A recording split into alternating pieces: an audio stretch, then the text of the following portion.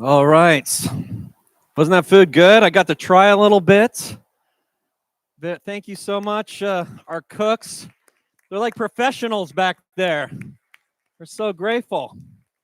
Wonderful. That bread was amazing. I want the recipe. The lentils were very, very nice. Thank you so much. Well, my name is Greg Steinke, and I'm originally a Canadian boy, but I'm also an American boy. I don't really know what I am. My My mom is American from the West Coast. My dad's a prairie boy from Canada. I grew up in on the West Coast of British Columbia, mostly Alberta. And I went out to Africa on a mission trip when I was in college. Just want to see the world, want to do some service. And guess who I met? My beautiful wife. I should have put a picture up. And guess where she's from? Chattanooga, Tennessee. And so we came out here when her parents were having a little bit of health issues, and we loved it so much. Our kids were having such a great time. Decided to stick around, and so we're grateful. All right, well, we're going to talk about the brain gut axis. We have quite a bit of interest in this, the brain gut connection. And as I was thinking about this talk, and as you think about the English language, some of you spend some time thinking about that. Have you ever noticed how much brain gut connection there is in the English language? Butterflies in your stomach in knots, having the gall, brain farts, the kids say now, mental constipation, filling your gut feelings, gut reactions, going with your gut instincts, gut mood, having guts, gut wrenching, no guts, no mental perspective, and my favorite one, cognitive impact. You don't want to be cognitively impacted. That's a rough go. And these terms seem to be completely intuitive to the topic we're talking about tonight. Isn't it true? That our brain influences our gut. Perhaps this obviously our gut is our brain. It's taken researchers and doctors and medical people a long time to work this out. So I thought we would just cover a few things that we do not have time to cover this very rapidly expanding field. It's very, very exciting. We'll try to touch on some of the points we've heard so far. We'll start with a gutsy history lesson, then we'll touch on the brain gut axis, help you understand something about that. We'll talk about booty to brain, bottom up communication. A lot of that going on. What makes a great microbiome, food factors in the microbiome, and stress in your gut. You won't want to miss the stress in your gut section. It is so important and so underestimated in our society. Get the history lesson. Very interesting story. The story was detailed out by Catherine Price in sciencehistory.org online. Starts with a grisly accident occurring on the morning of June 6, 1822. A young French Canadian man who was standing in the American Fur Company store on Mackinac Island. Anyone been to Mackinac Island in Michigan? Wonderful. Standing there. His name was Alexis St. Martin. There he is. 20 years old, 5'5" not very big. Worked as a fur voyager. Hardy, adventurous job where he would paddle pelt-laden canoes from Native American villages to the company's trading post for a living. As he stood in line that morning to make some trades, the person in front of him was holding his musket and accidentally went off, shooting St. Martin with birdshot in the left side of his chest from about 3 feet away. It was so close range that Martin's shirt caught on fire and he fell over. He was presumed dead. Other traders sent for the doctor.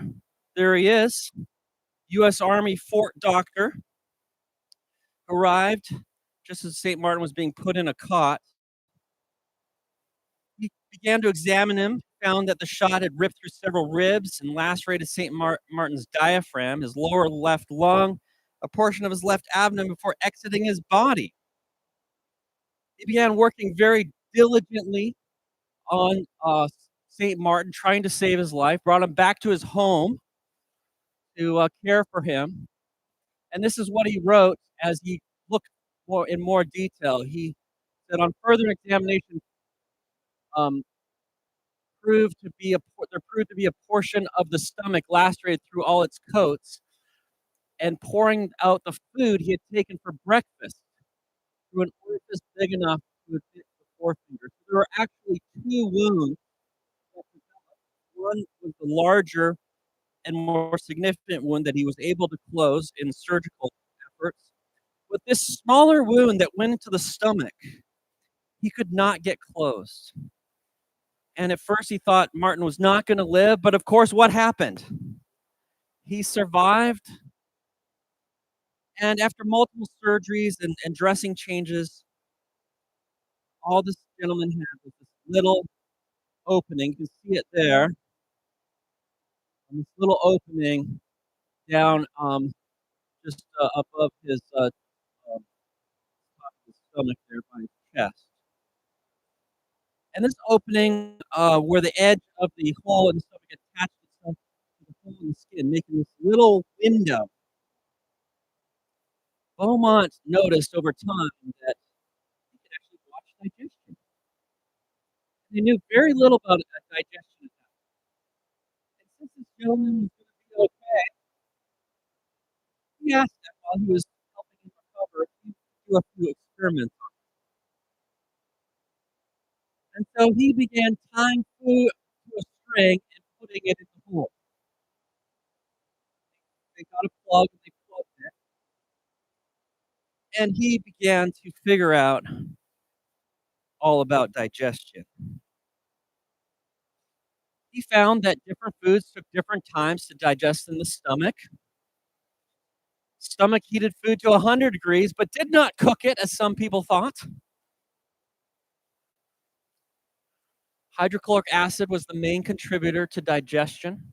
Dry weather increased digestive temperature. Humid weather lowered it. Milk coagulated before digestion, of course, because of the acid. Gastric juice was secreted only in response to food and did not accumulate between meals. Hunger was not caused by the walls of the empty stomach rubbing together, as some people thought. And strenuous exercise promoted the production and release of gastric juices. Is that a good thing? Absolutely. That's one thing you can do if you're struggling with your digestion. Strenuous exercise in between meals or separate from the meals. It was interesting, beef took a couple hours to digest, chicken longer. Vegetables took up to 4 hours. And he had learned a lot. But one of the most interesting findings that he had learned, this young 20-year-old, there was one thing about him that he noticed was particular about this gentleman, and that's that he struggled with anger. And as you can imagine, the doctor messing around with this little hole over and over could sometimes get Alexis a little bit upset.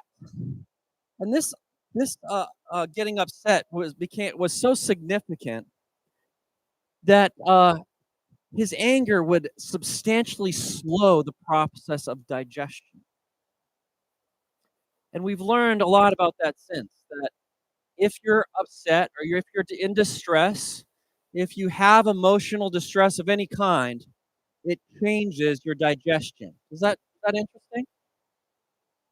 And that has a lot to do with your story of the health of your gut. You don't make good stomach acid because you're continually eating when you're in distress, or you're too busy, or you're too much in a rush, and you are unable to produce good stomach acid.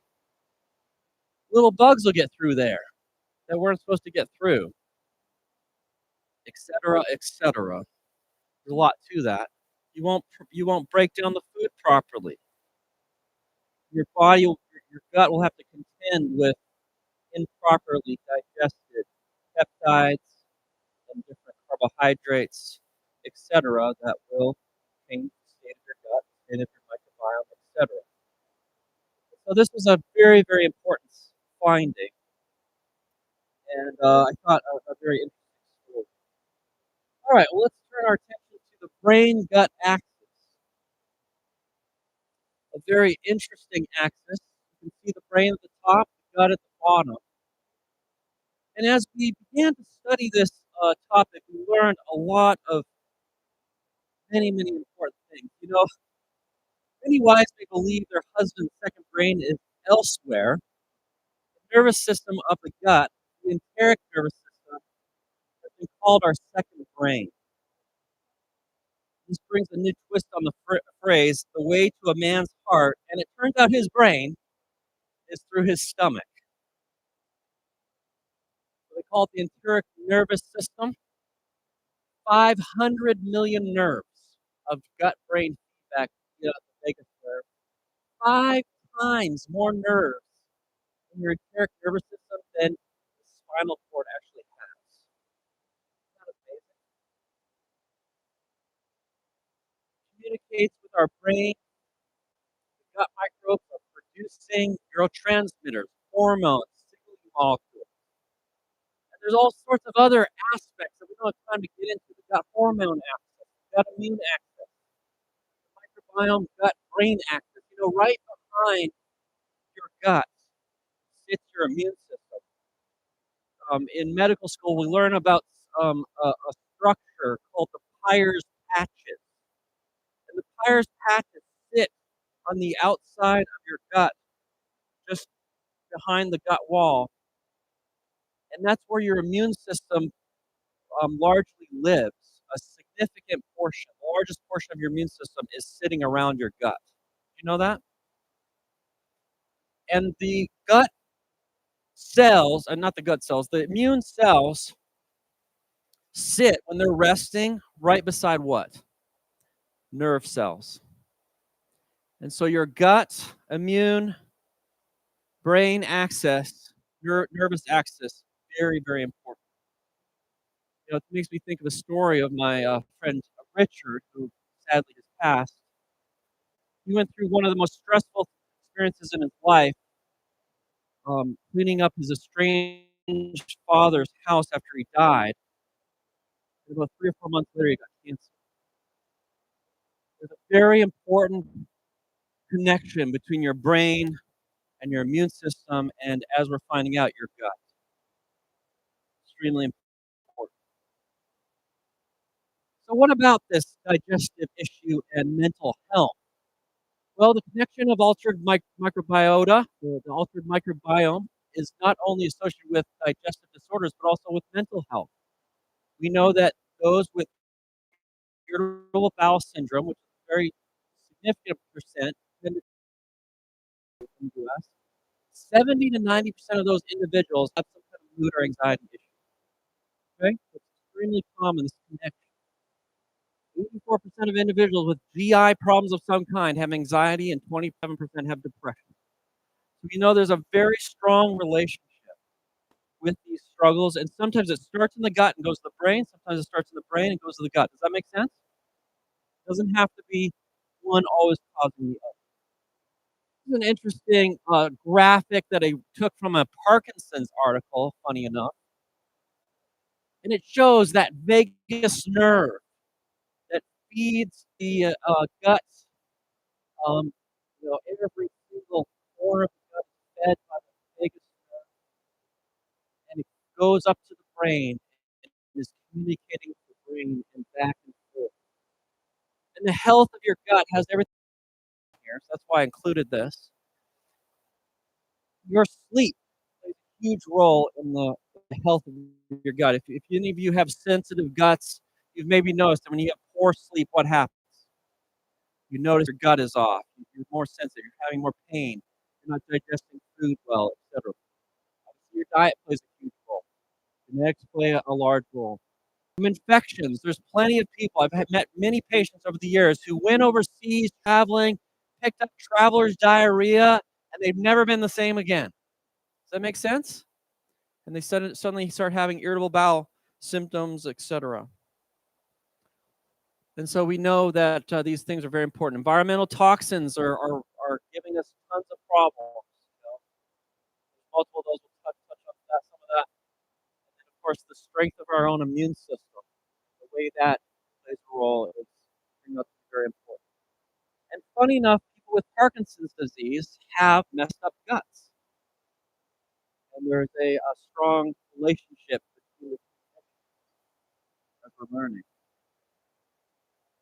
Okay, a few facts. We each have our own unique bacterial population. Even within one family, each member of the family has a unique population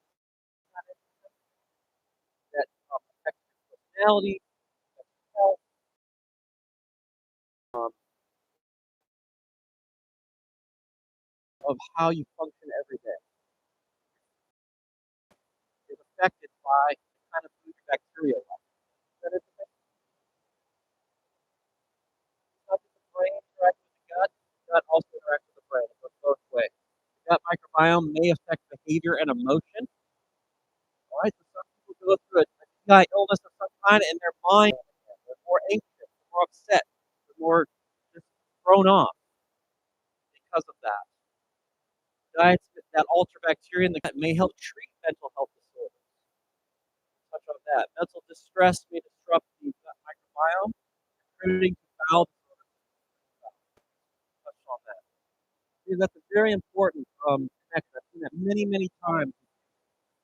With extreme stress, problems, their life comes a lot of emotional distress, with bowel trouble, stomach trouble. Okay, very common scenario. Here are some of the conditions. There's a much longer list. Here are some of the more common conditions known to have a disruption in brain gut axis. A lot of brain disorders, Alzheimer's, Parkinson's, asthma, almost always have brain gut problems. Migraine, right, depression, stress, bipolar, schizophrenia, irritable bowel, chronic constipation, infections of various kinds, fibromyalgia, chronic fatigue, inflammatory bowel disease, autoimmune disease such as MS, multiple other autoimmune diseases have problems with the gut, and Lou Gehrig's is another. So there's all sorts of conditions that when you get the condition, it can lead to the gut problems or vice versa. Maybe the gut problems are leading to the condition. And it's a complex interaction that is not easy to tease out. I just typed brain gut into PubMed.gov. It's a compendium of all the different journal articles that are available to doctors and different researchers. And as of 2025, they had 21,000 results just with brain gut. It's an exponential increase. A lot more.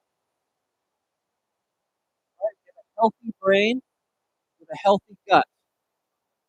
And if you have a diseased brain with a diseased gut, the word dysbiosis refers to alterations and problems with the gut microbiome. It has to do with GABA signaling. GABA signaling has everything to do with how much you're able to calm your brain. People with anxiety problems struggle with making up GABA. Funny enough, GABA has problems with the gut, altered GABA signaling in the gut. So that is a funny, odd relationship. We always thought GABA was only important in the brain. Well, it turns out that's not true. It's also important in the guts. Alzheimer's or conditions with brain aging have problems many times with their gut. They get a lot more leaky gut, get a lot more cognitive dysfunction, etc. And so we see that over and over. Someone gets possible. They get a GI illness. They already have some brain aging effects that are affecting them maybe just a little bit. When they get sick, what happens to their brain? They struggle to sometimes put sentences together, can't remember things, etc. Okay, so if we go down to the actual um, just the wall of the intestinal wall, it's important to understand some of these connections. So inside your intestines, the poop is moving through, but you have this thin layer of poop, and then you have this thin layer of mucus. All right, that we all have, and that mucus is where bacteria will set up their rule. Okay, and they will live there, and they will participate with the digestion of the food, breaking down into and the gut lining has a very intimate connection with the mucus layer, and the lumen, and they're sort of listening to each other and giving feedback. The gut wall is giving chemicals out and interacting with the microbiome, bacteria, and the bacteria are giving chemicals out and interacting with the gut wall, and it's an extremely complicated interaction. And when the gut wall gets inflamed, you can start to develop leaky gut, where you allow inappropriate peptides and chemicals and so on to start leaking through excessively. And I'm going to show this here, but right on top of that is um, your nervous system, your enteric nervous system, and your immune system. And the vagus nerve has cells that are positioned throughout the gut, enteroendocrine cells, and the enteroendocrine cells are feeding the vagal nerve information the whole time. Is that interesting? Okay, so let's talk about some of these chemicals a little bit more. Try not to get too technical here. So there's short chain fatty acids, bile acids, indoles, all these lists. Okay, these are all chemicals that these microbes produce to signal to our nervous system. You've got these chemicals that change how your blood sugars work, how your stress works, controls the secretion of serotonin, which of course has to do with your food, regulates your appetite and regulates your pancreas. We know that when people get really severe microbiome changes, their pancreas function literally goes down. You have changes in leptin, which has to do with weight gain, weight loss, in the inflammation aspects, which play a role in multiple diseases, and so on. The brain inflammation is influenced by the gut microbiome, how much your brain is inflamed. Very interesting. We know that the vagal nerve, as I'm showing you here again, that 80% of transport of the information is to the brain. Only 20% of the transport of the information is away from the brain. Isn't that interesting through the vagal nerve? So there's actually more information going up into your brain from your gut than there is going down from your brain to your gut. Very, very interesting. So, for example, have you heard of lactobacillus before? Most people have heard of that. One of the most common, probiotics. Well, that contributes to the production of serotonin and helps make GABA higher, which is that chemical that calms you. Bifidobacterium is a very, very common probiotic these days. Leads to higher GABA levels, which of course calms you.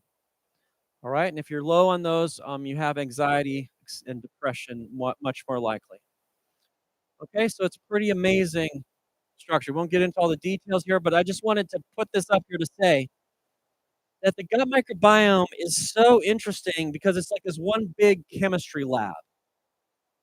Like, for example, they've figured out that tryptophan, which is one of the common amino acids, you need it for brain health, that the gut microbiome and the various foods that you're eating and the bacteria that are there contribute to a whole assortment of potentialities that can reach up to 600 different chemicals that are created from tryptophan. Isn't that amazing?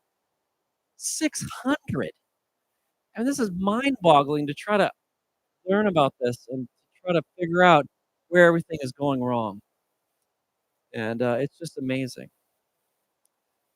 You know, the chemicals that are precursors for serotonin are pretty much largely made in the gut, and then the serotonin is finally, produced in the brain. Okay, so here's another example. I'm looking at tryptophan a little bit more. This is just getting a little more specific about um, kinds of things that are happening. I don't want you to trip over while we look at this whole thing. But if you look on the left, you see high fiber, more of a Mediterranean, high pectin, high inulin, high starch diet. A lot of fiber, a lot of high fiber foods, your plant foods, your whole plant foods. Okay, that's to the left. The right is more high protein, low fiber, fast food diet. All right.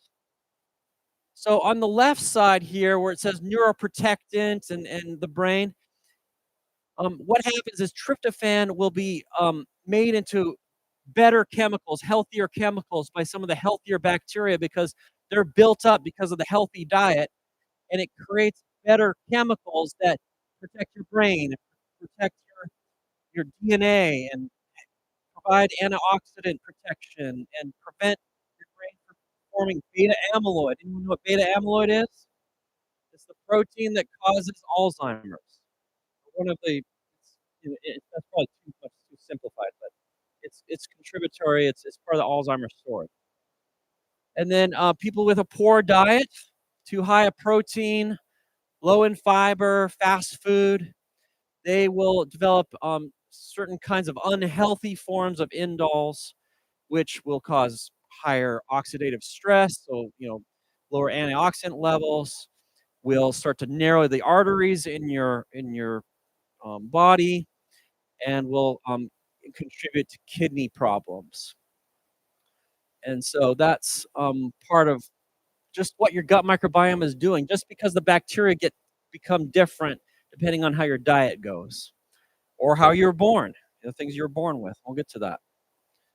Okay, we'll skip that one. We went over that. So short chain fatty acids. This is an extremely important chemical. If there's 3 different kinds that are commonly available at your gut, they're very short little fatty acid chemicals, and your gut bacteria create them from fermenting fiber. So, big key point, what should you eat more of? Fiber. You wanna have a healthy gut, eat more fiber. Fiber is only found in plants. Fiber is only found in plants.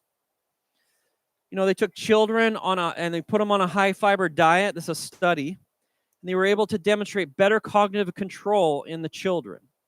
The children could multitask, miracles. They had better working memory. They could focus better than the children who ate a low fiber diet. So maybe short chain fatty acids could help stuff like ADHD. I'm still looking for that head-to-head trial. Ritalin versus fiber. I don't know if it'll ever happen, but I'll keep my eye out. All right, so short chain fatty acids are good for the gut. They strengthen the gut microbes, they stop leaky gut, they nourish the intestinal lining, they dampen the inflammation, they improve the gut barrier, just make it work better, make the immune system in your gut work better. Okay, very important. Fiber is essential to your health, and we don't focus on it enough. It regulates your appetite. With the more short chain fatty acids you have in your gut, um, they leak through the gut into the blood, and then they go to your brain and they regulate appetite. Wouldn't that be nice? They help you actually feel full. I've had enough. I'm good. Helps the blood-brain barrier to not be so permeable. Protects it from the outside world. Improves brain fog. Beta amyloid formation. What's beta amyloid again? About again? Alzheimer's. Alzheimer's. Factors that affect the brain-gut axis. Okay, this is interesting. Were you born naturally or by C-section? know that C-section is not as good for the gut microbiome as natural because when you're born naturally, the first exposure you have as a baby is to the microbiome of the mother's vagina, which is much better for the baby's gut than the skin microbiome, which would be the first microbiome exposed if the child went through C-section. And of course, if your life's on the line, you need to get the baby out. You got to get the baby necessary and can be life-saving, but it's always better if we can do it naturally. Breast or bottle fed. Studies show that breastfed babies have better gut microbiomes. We used to give a lot of antibiotics. We're trying to be more careful. That does have a harmful effect, especially multiple exposures. Fasting or excess food. You know, when you chronically overeat, it worsens your gut microbiome. If you just engage in a little fasting here and there, it helps your gut microbiome. Prebiotics, probiotics. Look into that more. Prebiotics are the foods the bacteria use to grow. Okay. Probiotics are actually a bacteria that you eat. Unhealthy levels of stress, we've covered that, and genetics. Okay, so this is just a graphic of that content. So again, the breastfeeding versus the formula, the cesarean section versus vaginal delivery, the genetics, the antibiotics. You know, the average baby or child by the age of 2 has 2.7 courses of antibiotics, and by age 10, they've had 10.9 courses. Probably too much, but we've been demanding it as the public, and we as doctors have been overly obliging. We need to keep working on that. Antibiotics can be life-saving in the right situation. So, you know, we want to use them judiciously and carefully, but we have to be careful because, you know, it's harming our guts when we're using it, especially frequently. Studies show that if you just give one course of antibiotics, most of the microbiome comes back quite well. There might be a couple little losses, but if you do that over and over and over, it starts to really play a harmful role. And so we're trying to be more judicious about this. Just a little history lesson really quickly. We didn't know much about the gut microbiome as recently as 1996. And they started doing some studies. We had discovered about 400 bacteria in the gut by then. Then the explosion began to start. They got up to 2,000 different gut species. 2019 about 2,000, 2021 up to 4,600 known gut species. Now that doesn't mean that's the number of bacteria in your gut. That just means the number of bacteria that are in the guts of many different people that they've been able to discover. They're going all around the world checking people's guts to see which kind of bacteria they have. Some people are into this stuff. And the average person might have maybe 400, 500, 600 bacteria in their gut. Like that. Okay, dysbiosis. You heard that we talk about that? That's the microbial imbalances that are in the gut. Okay? Typically. Most of the time, if you hear the word dysbiosis, you're talking about the distal ileum and the colon, the intestinal tract. Okay? You have microbiomes other places, right? You have your skin microbiome. You have mouth microbiome. I talked about the vaginal microbiome, etc. And so, but the one that we're interested in today is in the gut. This is an interesting story that I thought I'd share with you. As we start looking at the microbiome, have you heard of the Hadza people? Anyone heard of the Hadza people?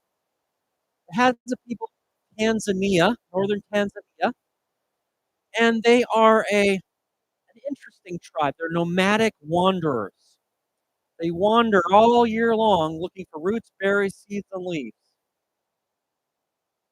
And the vast majority of the year, it's wet season, and so they're generally doing fine with their roots, berries, seeds, and leaves.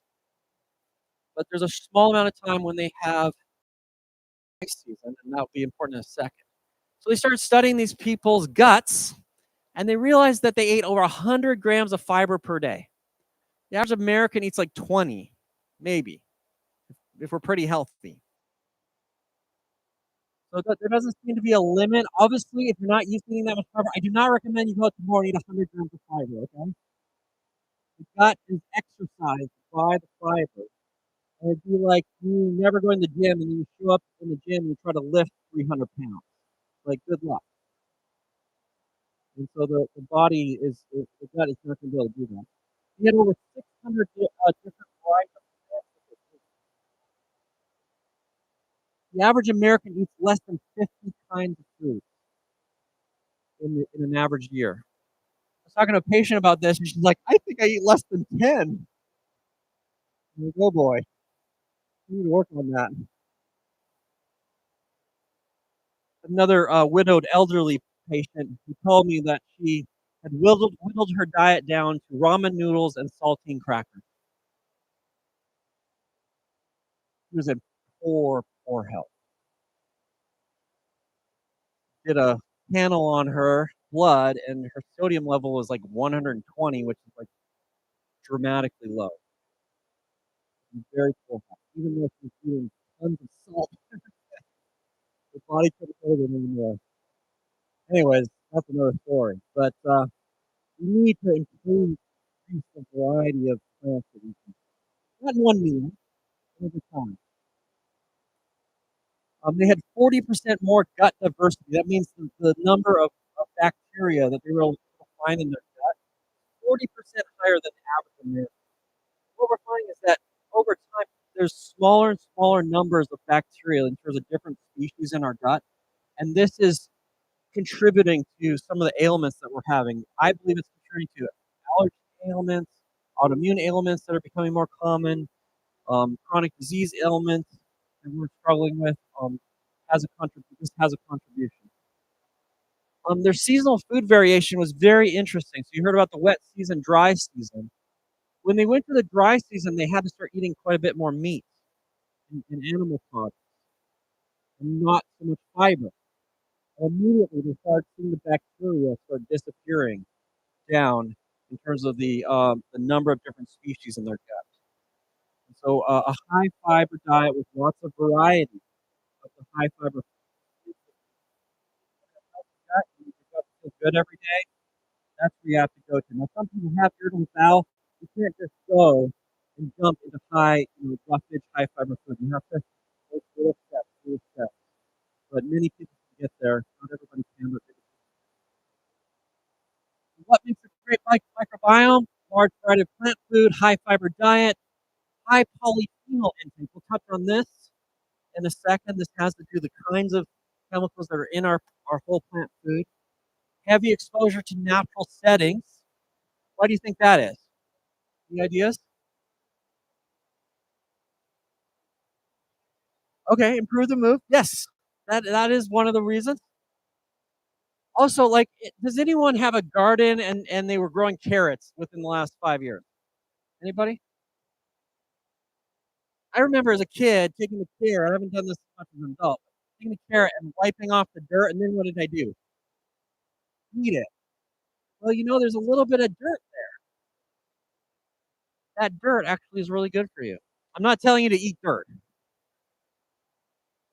but we are so clean that we don't get exposed to these things. Small changes in diet not enough, so they tried a Metamucil program in a study. It didn't do much.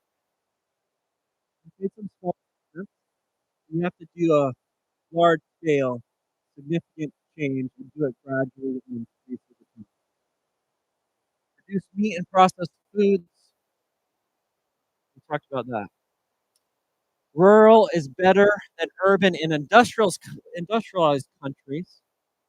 And this is because we're more exposed to natural settings. We have a lot of rural in Tennessee. We're grateful. But in countries that are not industrialized, sometimes the gut microbiome is actually better in the city because of the impoverished eating and so on. Frequent antibiotic use, we talked about that. Avoid certain food additives.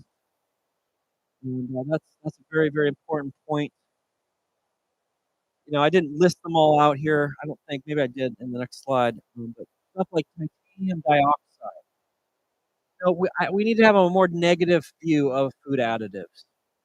They've always generally been regarded as safe, and the large food companies certainly want us to continue to believe that because, it makes their food more attractive and so on.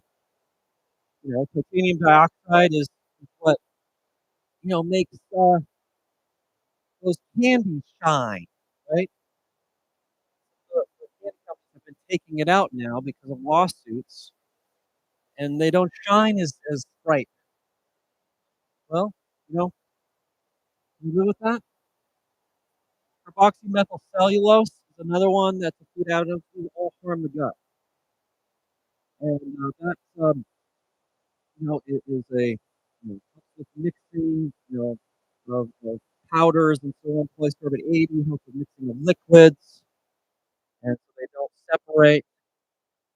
And then these are very clearly established in the medical literature to cause problems with the gut microbiome. And it's mild enough that I think when we had more robust microbiomes, when these chemicals were originally studied in the century ago, maybe 50 plus years ago, people had better guts, and so you just didn't notice any issues. But we've noticed that it's slowly harming us. And there's probably other food additives that play a role in that as well. Okay, so here's some of the studies, just very briefly. Mediterranean diet improves the diversity and makes you have better and healthier gut microbiome. Um, Plant-based diet. We had a wonderful plant-based diet tonight. Those lentils, incredible for your gut. The green leafies, incredible for your gut. The pumpkin seeds, incredible for your gut. Okay, that bread is amazing. I want the recipe. Sourdough bread is incredible for your gut. The old-fashioned way of making bread, instead of using the dry yeast method, take some of those old starters and see if you can become good at that. It's a little harder, it's a little more skill, but you actually have healthier bread, better for your gut, better for your blood sugar. Studies show that it pushes the blood sugar up less after a meal. The gluten is broken down better in the bread. A lot of people are having problems with gluten now. I think part of the reason is because we're not using good starters anymore, or the kind of the more complex starters. We're just using one yeast called Saccharomyces cerevisiae. That's the one yeast we've been using for a long time, and we liked it because it's very predictable. You could have very predictable bread. It came out the same way exactly every time, and the food companies loved that. So everything could just be pre-set up. The problem is that Saccharomyces cerevisiae only produces certain health to it, and it's much more limited. And we've been exposed so heavily to it that it's not as healthy as more complex starters that have different kinds of yeast, and et cetera. Fruits and vegetables, fermented foods. Fermented foods is an interesting one. We'll touch on that a little bit more. Stuff like sauerkraut and non-dairy yogurts would be my preference. Nuts, prebiotic effect. That basically means it's growing bacteria, growing all these healthy bacteria. We won't get into all the details. We know about fiber. Plant-based protein improves the gut microbiome. MUFAs and PUFAs. Anyone know what MUFAs and PUFAs are? Monounsaturated fatty acids, polyunsaturated fatty acids. They're the healthier fats. Olives, avocados, these kinds of health. We had avocado tonight. Very, very wonderful. Very good for us. Going to improve our gut microbiome. Make butyrate, which is one of those short-chain fatty acids to calm our gut. And then polyphenols. We'll touch on that in a second. Okay, so this high fiber versus fermented food slide talks about this study that they did where They had everyone on high fiber, but then they took part of the group and they just put them on fermented food on top of the high fiber. And so they used sourdough bread, kimchi, soy or coconut yogurt, kefir, kombucha, tempeh, natto, miso. Some of these are popular, some of these are not popular. And they found that the fermented foods further increase the microbiome and reduce the inflammation even further than just the fiber alone. Isn't that nice? Now, of course, it takes quite a bit of skill to make fermented food healthy. If you ferment it too long, what happens? You create too much acetic acid, too much vinegar, and that begins to kill off the bacteria. And so the sauerkraut, for example, needs to just be very mildly fermented. If you buy sauerkraut and you open it and it's just like full of juice and it's all runny and kind of smelly, it's probably too fermented. You want it kind of drier and kind of in that early fermentation phase. Sourdough bread's the same. If you let sourdough bread proof too long before you stick it in the oven, what happens? It falls. And not only does it not taste very good because it's hard as a rock, but if you leave the bacteria and the yeast fermenting too long, it'll start to create, acid chemicals that are not good for you. So it's very important to have you heard the saying, there's a lot of good religion in a loaf of bread? It's very important to have it set up just right. You need a lot of skill to make bread. Polyphenol-rich foods, okay? So polyphenols they're kind of like flavonoids, if you've heard of flavonoids. They're chemicals that suppress the bad bacteria growth in your gut, basically. They're basically like antibiotics in your food. God put antibiotics in the food that are healthy antibiotics that suppress bad bacteria. Isn't that nice? To keep it from overgrowing. So you can see, if you look at this list and you just kind of step back, you see there's tons of herbs and spices in there. We need to use more herbs and spices. If you just use salt and that's it, you're missing out on a lot of health for your body. Flaxseed meal, elderberries. There's a lot of berries in here. There's another list I'm about to show you. Black olives, blueberries, capers, thyme, spearmint, rosemary, sage, chestnut, oregano, peppermint. Let's start using cocoa. Let's start using these things in our food more and more. The nuts are in here. Hazelnuts, pecan nuts, soy flour, plums, green olives, basil, curry powder. You can see the list. Berries, artichokes, dried ginger, whole grain flour, prunes, rich in polyphenols. These are the kinds of foods we want to eat to suppress bad bacteria. This is a hard slide to read, forgive me. I probably should have made it a little easier to read. But basically what this slide is saying that when you put berries in your meal, you are suppressing really dangerous bacteria. Pseudomonas, Listeria, E. coli, Salmonella, etc., etc. Typhoid fever bacteria, the Salmonella one. Just a lot of things that the blueberries, cranberries, blackberries, raspberries, strawberries, they all do this. So if you want to have a better gut microbiome, what should you do? Eat more berries. Eat more berries.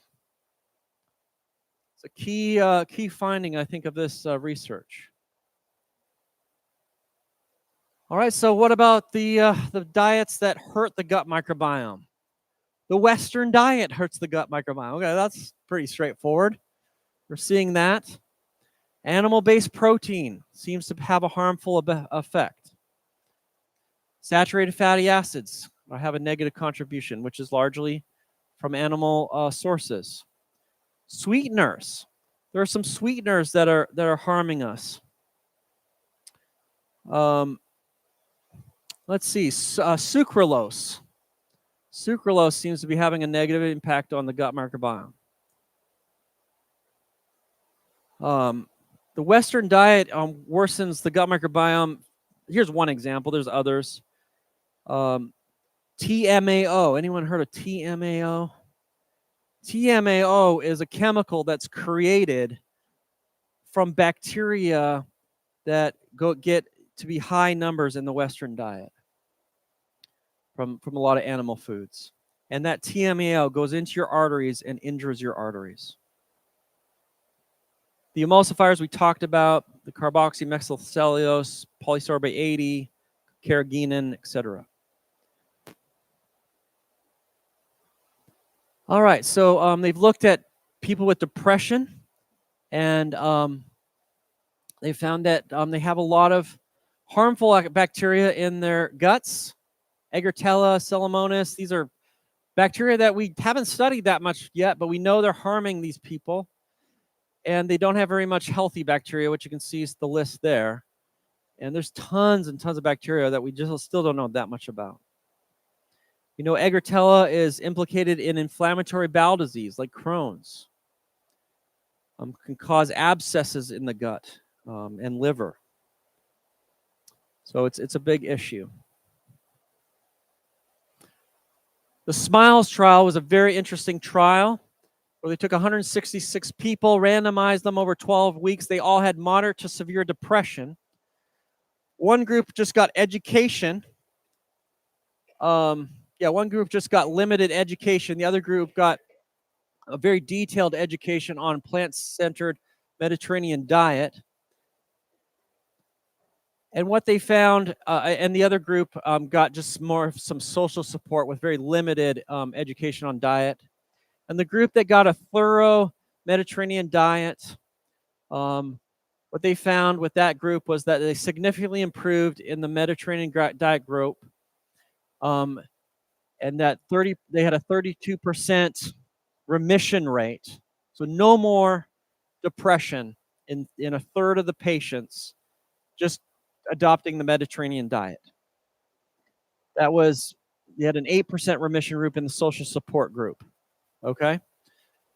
So this is an example of what can happen with the chemicals changing from the changing of the food, the fiber levels going up, you have better chemicals coming in, GABA, serotonin is made in much more abundance, etc.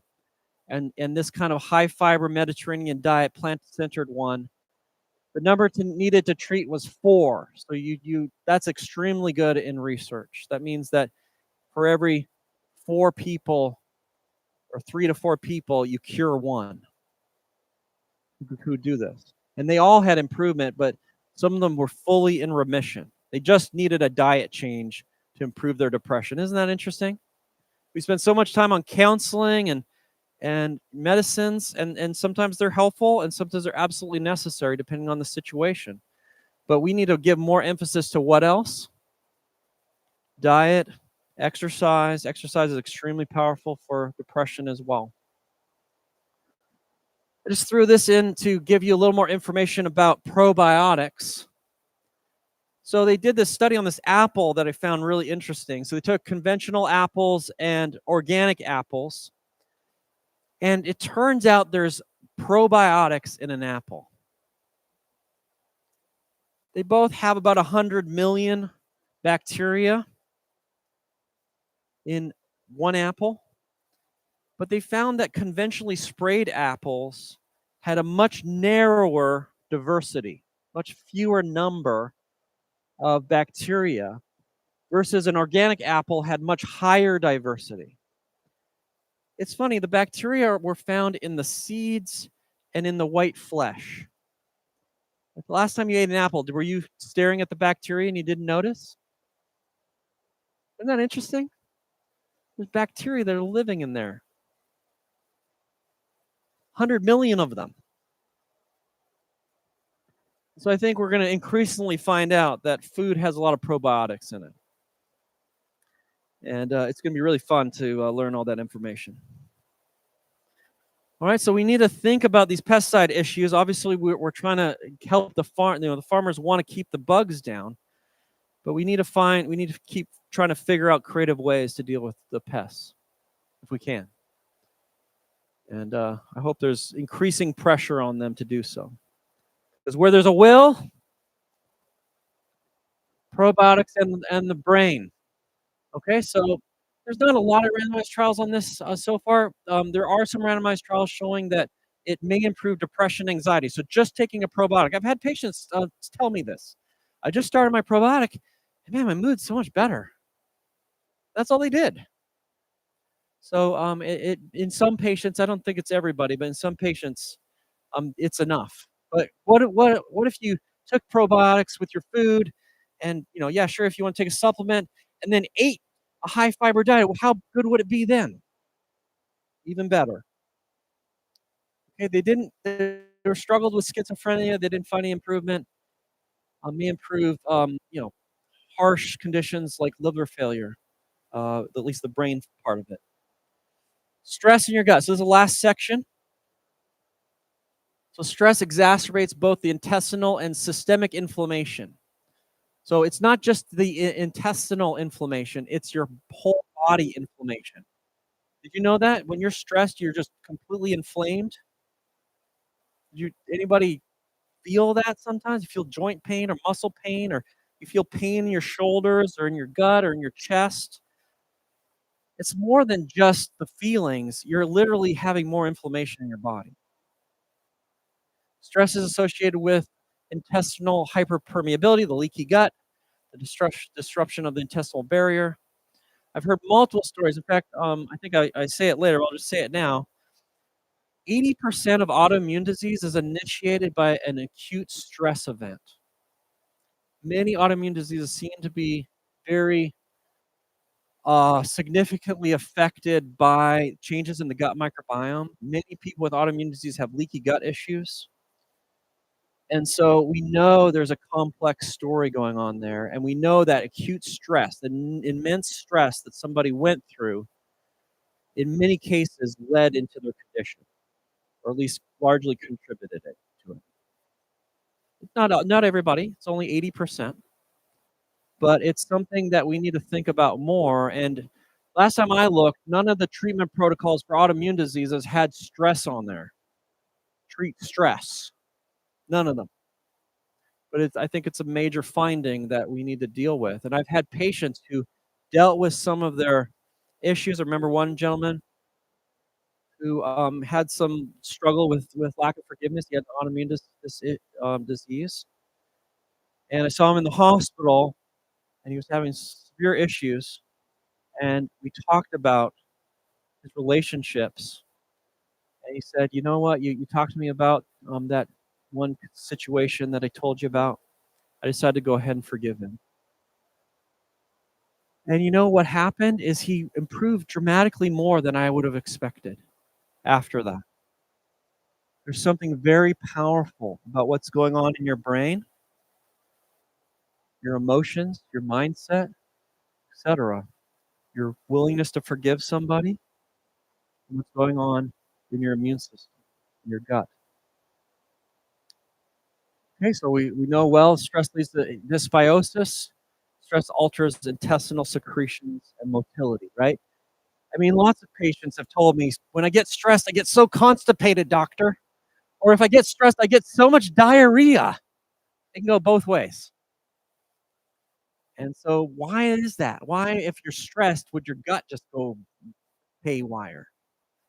Well, it has to do with this. It has to do with the strong connection with your vagal nerve going down to your gut and the ability for the gut to do its job. Okay, so the major effects of stress on the gut, it affects every part of the gut, basically. Everything the gut does, every part, it affects it. How well the blood flows. Visceral sensitivity, that means how well you actually feel your own gut, whether it's sick or not. Secretion of different chemicals. The flow of how well the gut flows, and pushes the food along.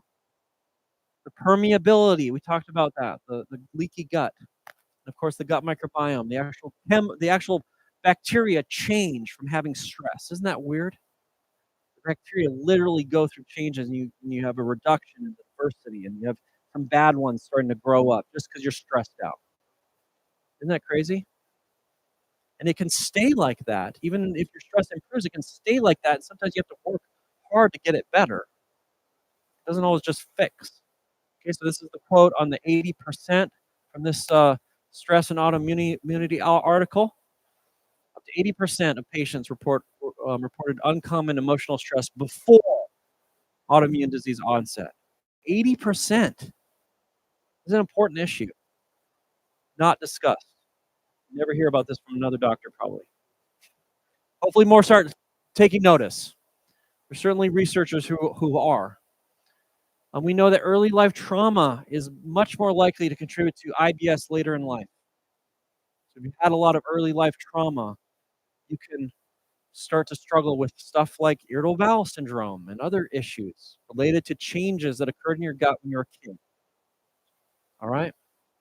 So if you want to know how doctors check for this on the adverse childhood event test, just research, just type that phrase into Google. There's like multiple websites that can help you do your ACE test, and you can see what your score is and see if you have a lot of early life trauma or not. Significant stuff. We're talking about death of a parent, severe illness, physical, sexual, emotional abuse kinds of things, significant stuff. Okay, so we don't want distress, we want eustress, right? Positive reaction to stress that generates within us a desire to achieve or overcome a challenge. That's what I'm trying to motivate you to today. If you're having health issues, if you're having gut issues, I want to motivate you to turn the stress that you feel with all this from distress into what? Eustress. It doesn't take away the problem, but it helps you start to feel like, oh, there's something I can do about this. So important. So important to your stress. Okay, so we'll just touch on stress and then we'll be finished here. Or eustress and then we finish. So perceptions of a stressor are what determine if we are feeling distress or eustress. So it's how you perceive it. So yeah, there are problems. We're all going through issues and problems. Some of us are going through massive issues. But how do we view it? How do you view it? You view it as something you can overcome, you can figure out, or do you view it as woe is me, my life is undone, I'm a mess. God take me. Feelings of eustress, being in the flow, you're solving this problem, you're gonna get it done. Runner's high, you're running and you're at the top of that hill, you're just like, oh man, you finally get there and you're like, oh, beautiful feeling. It's where time suspends and the person is fully absorbed in the joy of the activity and work. Anybody been there before? Just loved it so much. All right, so how do we get a more restful state? This is not a talk on this, but I threw in one slide from another talk we give on this topic. We're the most overworked society in the world. Did you know that? We now beat out Japan in terms of number of hours worked per week. There's a lot of people in the Chattanooga area who are working 7 days a week. I met many of them. And guess where they end up? In the doctor's office. Because they are not getting enough rest. Okay, so you can see this list. Try to get at least 1 day a week that you get some rest. All right? If you haven't had a vacation in a long time, take a vacation. Prioritize family and friends. Healthy relationships, stuff that's making you a better person. Music that's wonderful. My uncle had developed, we were not sure what kind of cancer. It was a GI cancer. And when he got diagnosed, he just had metastases everywhere. He was only 40 years old. I was 18 at the time. And his favorite song was When Peace Like a River Attends My Soul. And the thing I loved about him, I loved many things about him. He was one of the funniest guys I've ever met in my life. He could literally make anyone laugh at any moment. And there he is. We're in the hospice unit in this hospital. He's gonna die any moment. His belly's out to he can't even reach his hands around his belly. There's so much ascites, so much fluid in his belly. And yet he's in severe pain. He's more concerned with the well-being of his family who are weeping around him than with his own well-being. He was more concerned with loving his family. And so guess what he's doing? We're all weeping around him and crying, and guess what he's doing? He's making us laugh. It was the weirdest experience of my life, where on the one hand, I'm, like, so sad, and I'm crying, and I can't believe this is happening to my uncle. He's only 40 years old. And on the other hand, I'm listening to him tell another joke and laughing at the same time. It was the craziest experience. But, we can go through some really, really harsh things and have a positive attitude, can't we? I mean, what gave my uncle that? What gave him that ability to go through a deadly cancer experience that killed him in 3 weeks from diagnosis and be able, on his deathbed, to be loving his family and to be trying to encourage them and help them? We need to figure that out in our own lives.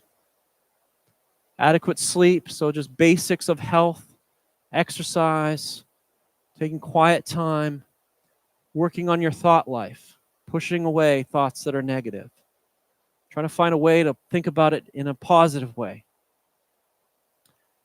Manage your time well, avoid discontent, flee addiction. Addiction is a coping mechanism. Deal with the harder problems, the emotional problems that are overwhelming you. Deal with them. Face them. It's hard to do. Other focused. Value creator, not creation. Anti-inflammatory diet, etc. Healthy financial decisions. So many things that lead to a better stress life. You know what I mean? And everyone has their own list of things. I think about time spent with my kids. Ada was little then. She's 15 now. But doing more of that. Time spent in creation. Have anyone been to Cascade Head in Oregon? I spent several years in Oregon a decade ago or so. Beautiful, beautiful on the Oregon coast. Such a beautiful sight. There I am, hiking it. There I am again, hiking it with my dad. Look at the views. Don't we have some of that kind of stuff around here? I mean, come on. It's beautiful around here. Let's get out there. Let's take some time. It's good for our guts. Good for our brains. So if you ever want to come to the doctor, obviously the doctor is going to generally take a history, going to do some routine tests. There are a lot of conditions that can have similar symptoms. So you want to make sure that you're not having celiac disease or some kind of, significant medical problem that's commonly diagnosed. Make sure your thyroid's fine.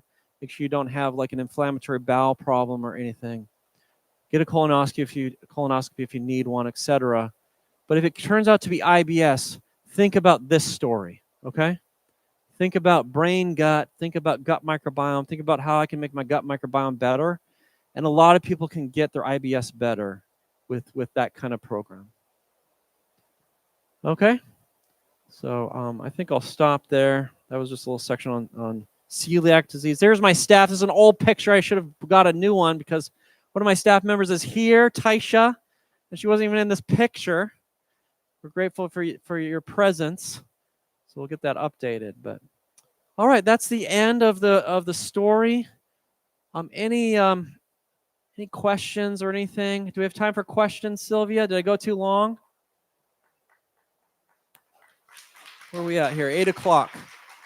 I'm not sure what time we're supposed to end, but it's 8 o'clock right now. If you have to go, that's fine. I'd be happy to take some questions.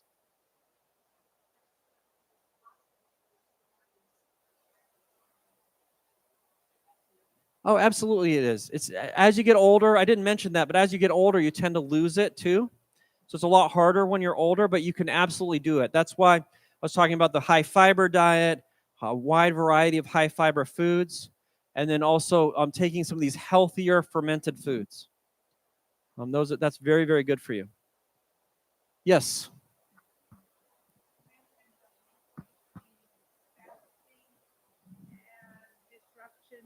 Of the gut fasting and the disruption of the gut brain axis. Could you talk some more about that?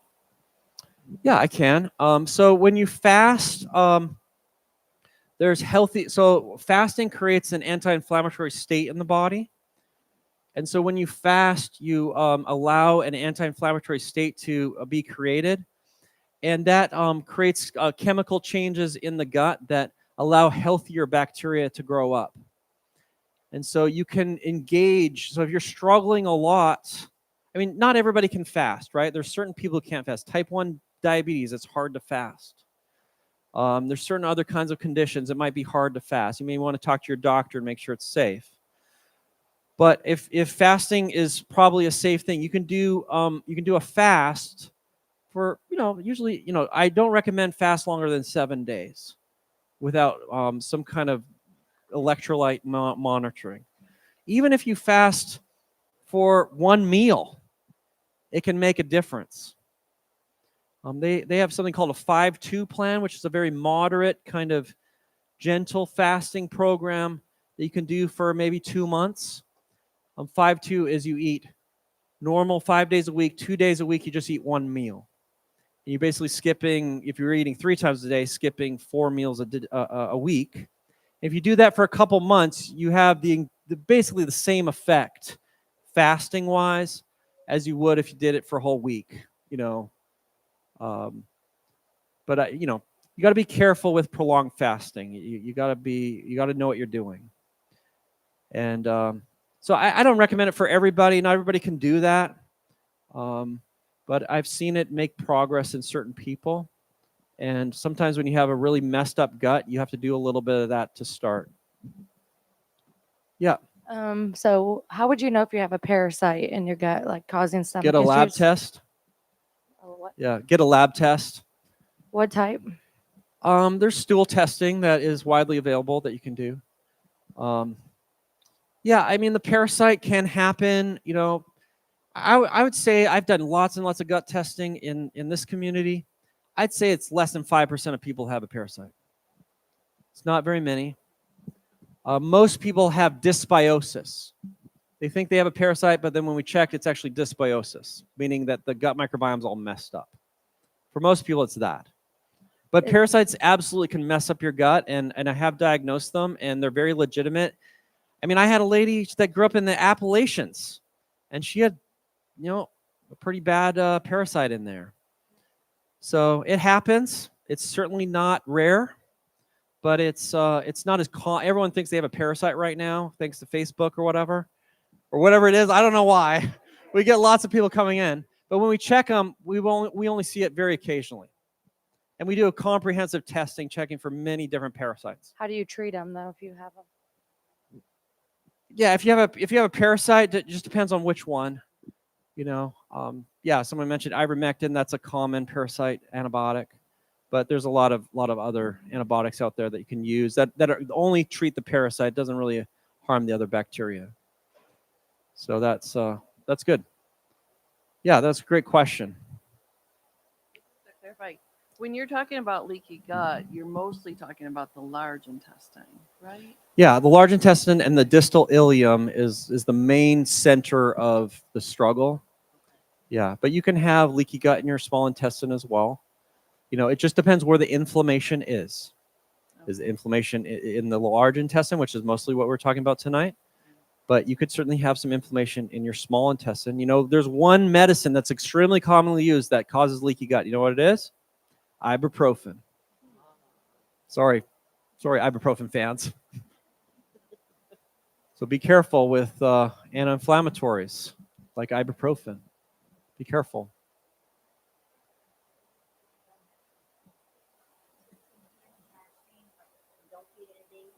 For 14 hours.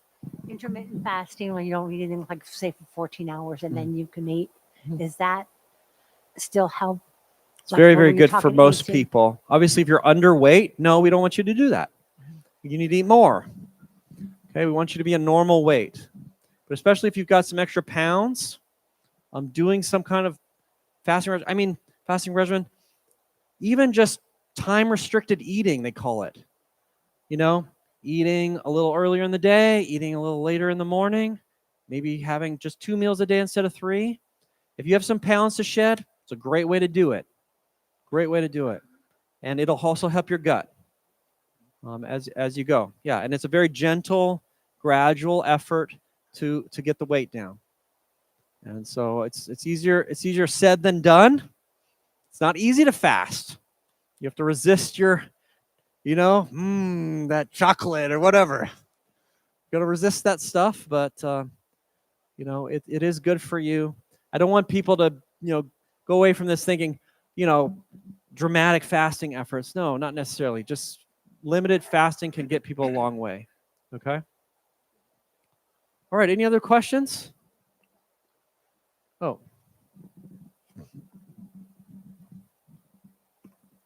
I think there are a lot of people with allergies in this part of the country. Is there a link between what you're teaching tonight and allergies? There absolutely is. Like, for example, when you have more stress and anxiety, what do you get more of? You get worse allergy symptoms. Did you know that?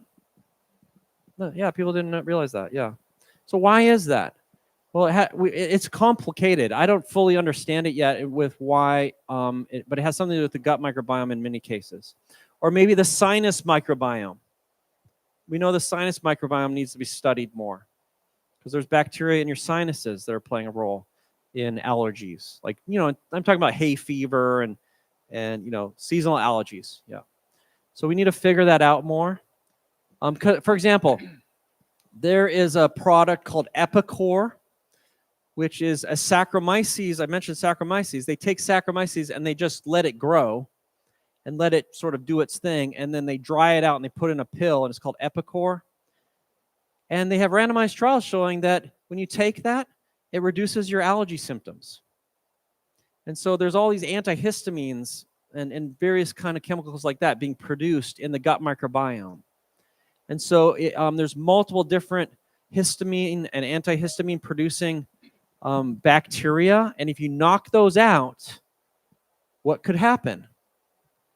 You don't have as much protection from that irritation of that pollen or whatever it is, because you don't have as much of that antihistamine effect in your body, and so you feel the symptoms. So we haven't studied that thoroughly yet. We need to learn more, but that's a very interesting, I think, discovery with those kind of things. So I expect that more and more people will be experimenting with anti-allergy diets like that. And we know that there's some out there, and a lot of them have the same kind of principles that we taught tonight. But people can have some improvements many times if they improve their stress, improve their diet. It doesn't necessarily cure it, but it can often make it more subdued and more mild. So, which is what we mostly want, right? We can handle maybe a little sniffle every once in a while, but when it's like plaguing our face, it's not very fun. Yeah, red-nosed reindeer. Yeah, exactly. Oh, we got a question in the back there.